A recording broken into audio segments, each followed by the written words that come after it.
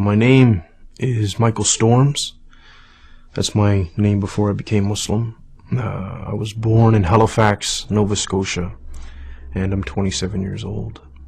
My name after I became Muslim is Muhammad Islam. My childhood was very difficult. My family, I came from a very violent background. My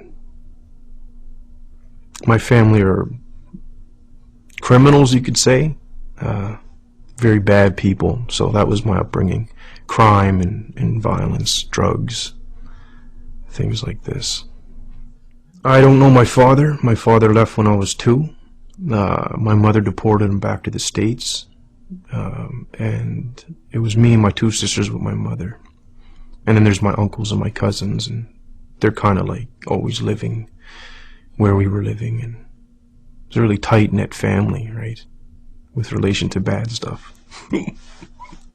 I thought the world was a very negative place because of my family, and like you were saying, because of the environment. I didn't see too many positives. So, and you could also say that my family kind of restricted my access to other things. They wanted me to do things with them, so it reinforced that there's nothing good going on, right? When I was younger, I felt afraid, but then when I grew up a little bit, it became pretty normal. And so the people in my family I wasn't afraid of anymore. I was part of the team. But initially, yeah, because when you're young, you're pure, right?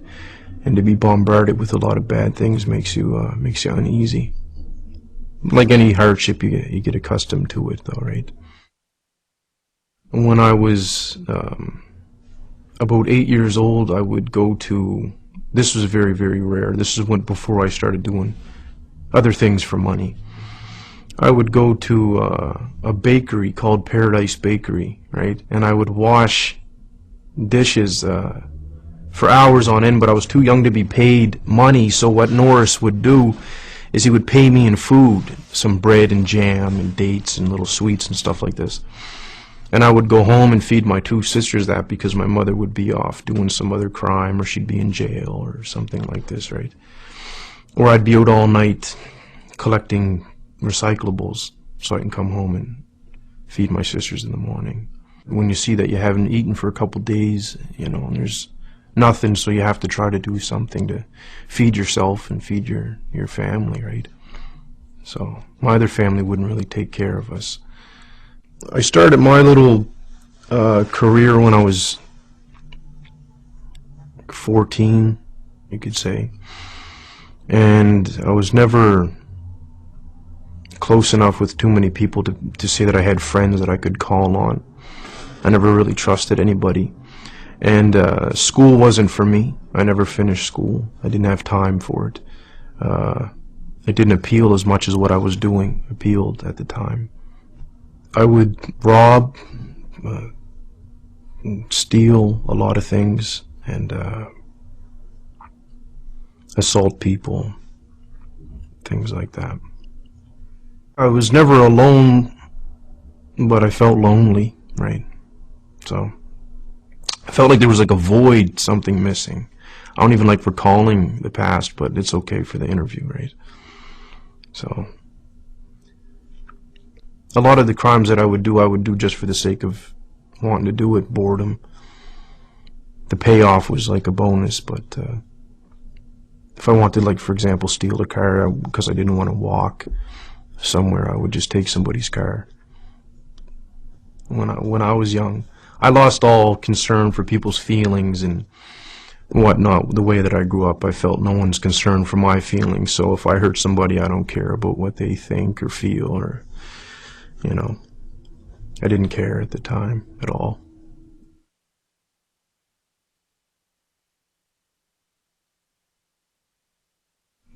I was in my cell. It was towards the end of my sentence. I was just about to get out, and I didn't want to.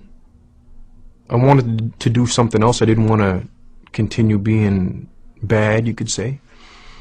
And so the way that I started to ask questions when I was by myself was along the lines of, I don't know if there's a God or if you exist, or I could be talking to myself for all I know. I don't know why I'm alive.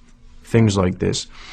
But if there's a reason why I'm alive, or if I'm not talking to myself and there is a real creator, as people would call it, can you show me why I'm alive? And then I would just talk and say, for example, I stressed the point that I needed it to be shown to me because I didn't trust anybody, let alone somebody telling me about God, right?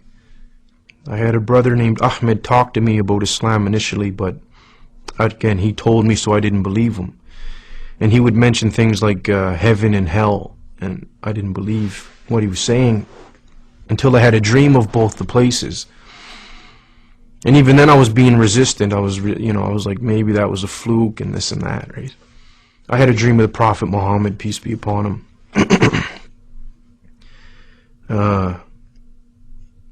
So things happened to me when I was awake and when I was asleep. And a lot of it happened to me in a very small amount of time. As soon as Ahmed started talking to me about Islam, I didn't believe him. Allah already knew that I wouldn't believe him, but that was like Islam, Muhammad, Allah, and it's like whatever. And then these things started happening. And then I recalled what I asked for when I was in jail, for things to happen to me, so I can't deny it, right? It was very, very difficult.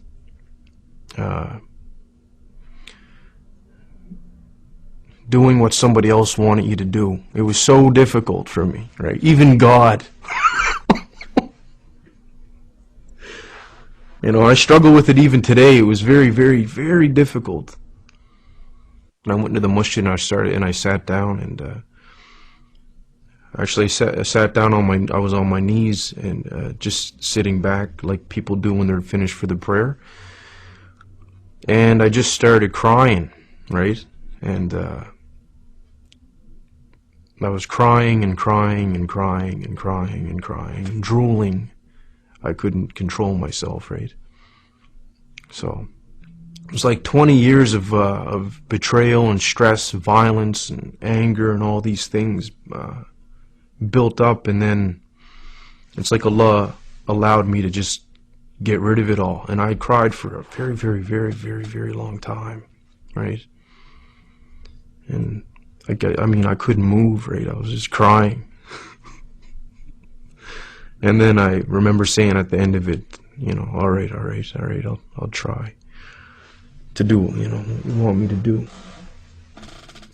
I am most pleased that I pray.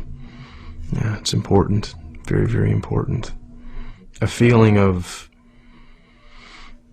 safety from Allah and from His punishment, you could say. That's what I get out of it, like a calmness and that I'm all right for right now until the next prayer comes in, or until tomorrow. My future, I see it as positive in the dunya because it's going to be controlled and very simple, and that's why that's my positive future here. Very simple lifestyle. That's positive. Don't hurt nobody. Don't get hurt. Inshallah, if I get forgiven in the next life, that's what makes me feel really positive, right? If I get forgiven, it'll be great. Inshallah.